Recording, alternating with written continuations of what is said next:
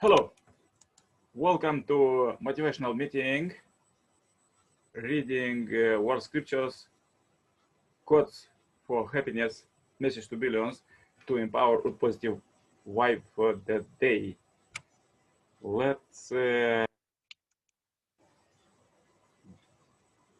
join this Billion Happy Lives to Thrive marathon and get true happiness by reading Interfaith Scriptures, World Scriptures. Let's go with the next chapter, struggling with one's conscience. From the Bible, keep your conscience clear. African traditional religions, you may not see yourself growing up, but you definitely know it when you are sinning. From Hinduism, the mind is said to be twofold, the pure and also the impure. Impure by union with desire, pure from desire, completely free. From Quran, and I do call to witness the self-reproaching spirit. From Buddhism, a certain person has done no lovely deed, has done no profitable deed, has given no shelter to the timid, he has done evil, cruel, wrongdoing deeds. At the thought I have done no lovely deed, he is tormented. At the thought I have done evil, he is tormented. These two thoughts sear the conscience. And Shakespeare, my conscience had a thousand several tongues, and every tongue bring in a several tale, and every tale condemns me for villain. From Christianity, every judgment of conscience, be it right or wrong, be it about things evil in themselves or morally indifferent, is obligatory in such wise that he who acts against the conscience always sins. Another except from Christianity is a superior give any order to one who is under him, which is against that man's conscience. Although he does not obey it, yet he shall not be diminished. Saint Francis Assisi, third admonition on order. To the pure, all things are pure, but to the corrupt and unbelievable, nothing is pure. Their very mind and conscience are corrupted. The glory of a good man is the testimony of a good conscience. Therefore, keep your conscience good, and you will always enjoy happiness. For a good conscience can bear a great deal and can bring joy even in the midst of the adversity. But an evil conscience is ever restive and fearful. It is not the fact that there is in the body a clot of blood which is in the good condition. The whole body is too, and it is in rooted condition. So too is the whole body. It is not this the heart. Hadith of Navasavi Islam. I myself had a reason for confidence as to the law of phrases, as a zeal a persecutor of the church, as the righteous under the law,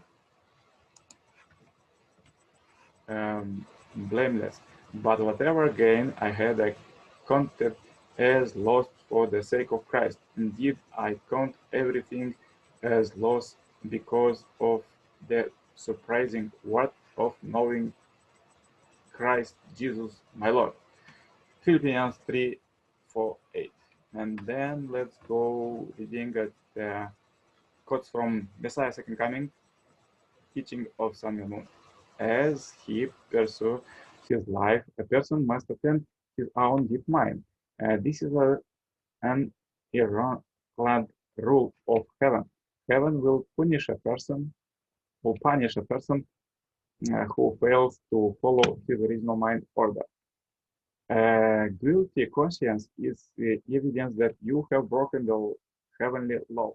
No one can help me be reconciled with my conscience. It is up to me to teach individuals. For instance, if you wronged my brother, I would be ashamed to go near him, even if he doesn't know that I wronged him.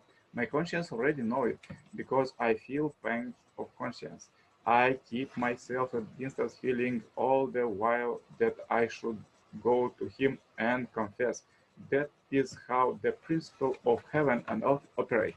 Due to the human fall, we were desensitized by anyone but anyone whose sensitivity is kept sharp already know it. Every human being throughout his life has a most precious teacher within himself. Yet we do not treat this teacher well. We mistreat it, trample on it, and abuse it. The teacher is the human conscience. Our conscience always gives us helpful words of advice, trying to connect us to true love. Like a parent, our conscience urges us to be good, unselfish people and guide us to do the will of God. But within each person, there is also a rebel who always goes against the conscience. That rebel is the physical body. The body tramples and abuses the conscience miserable. Knowing this, how can you continue to side with your body, the enemy of conscience, as a weakness your character and damage your life? Your conscience should be your constant internal teacher and parent, leading you to complete the unity within the ultimate parent of humankind, God. Your conscience is the agent of agent of God within you. Do you think you should indulge and go along with your body, the enemy of the conscience, you, or should you control the retrain your body and vindicate your conscience? Your body seeks only after certain carnal desire. It always seeks for comfort and wants to take advantage of others. To conquer the realm of the body is an oversome responsibility which every person must undertake. God, the great kingdom of wisdom, he did not place the path to perfection in some far off place. Instead, he prepared it in the place that is nearest to us, the place that is most private and safe, your conscience. Ladies and gentlemen, your conscience is your master. It is your teacher. It stands in the place of your parents. Your conscience is the first to know everything about you. Your conscience knows all your thoughts. It know before your teacher, your parent, or even God knows. Think how much advice your conscience gives you over your lifetime. Day and night, every time you have an evil thought, it scolds you, saying, "Hey, you!" It never grows tired as it works constantly to pull you over river and mountains. The conscience always stands as the true master, protecting you and trying to help you. Yet, how often have you betrayed your own conscience? What should be done about your body, which has proudly mistreated this precious, irreplaceable teacher that the universe bequeathed to you? Do you intend to idle your life away, clinging to your physical body and enslaved by its desire, while it continues to brutally trample your conscience? Don't you realize that your conscience was given to you as the representative of your heavenly parent to enable you to inherit his original life, love? You say that you are people of good character.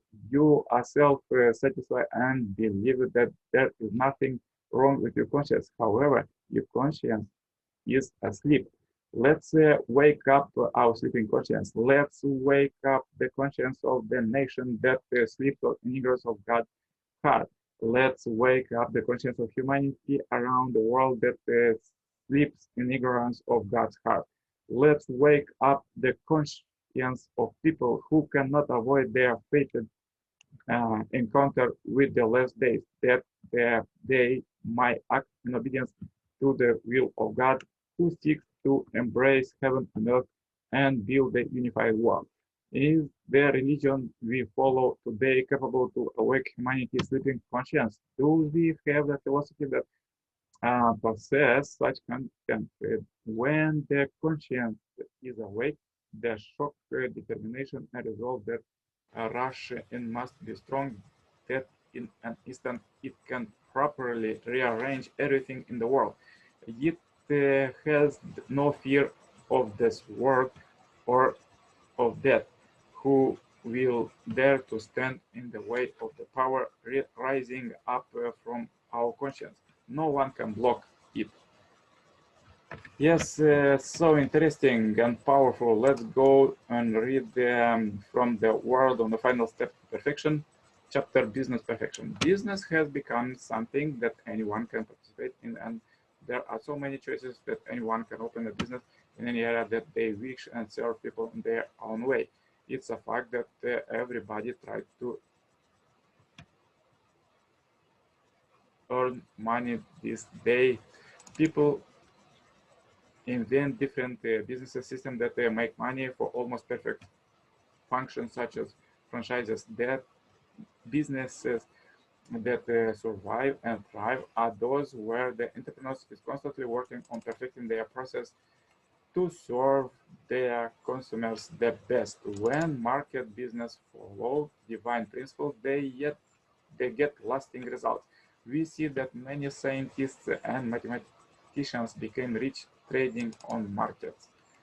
One of the great aspects of the business model currently is that businessmen are discovering divine principles through working to serve their customers, forming relationships with people, and sharing their best practices freely in the conference forums and through social media. We see that people are becoming successful, but also sharing their success to help others. There are so many training and know-how conferences in the business world, and business are developing better than ever before. So this was the quotes for today. I like this quote from the Messiah Second Coming. Let's wake up our sleeping conscience. Let's make up the conscience of the nation that sleeps in ignorance of God's heart. Let's wake up the conscience of humanity around the world that sleep in ignorance of God's heart. Let's wake up the conscience of people who cannot avoid their fated encounter with the last days, that they might act in obedience to the will of God, who seeks to embrace heaven and earth and build a unified world. Yes, this is so interesting. Thank you very much for watching this video, thus joining Billion Happy Life Subscribers Marathon. Please comment this video and share it to all your friends to get a moment, and this quotes empower you today. Have a great blessed day. Contact me anytime for cooperation. All the best.